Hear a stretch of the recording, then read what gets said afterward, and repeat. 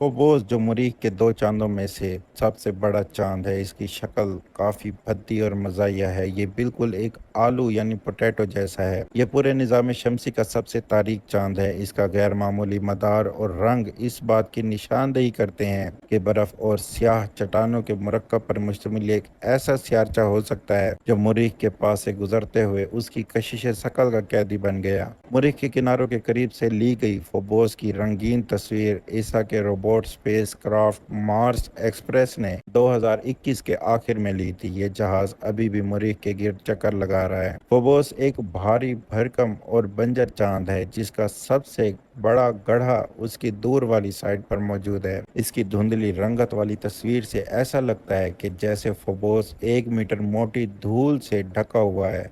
Phobos मरीख के इतने करीब चक्कर लगाता है कि कुछ जगहों से ये दिन में 2 बार उभरता और गरूब होता दिखाई देता होगा, जबकि दीगर जगहों से ये तमाम वक्त बिल्कुल भी नजर नहीं आता होगा। मरीख के गिर्द फोबोस का मदार मुसलसल तंग हो रहा है।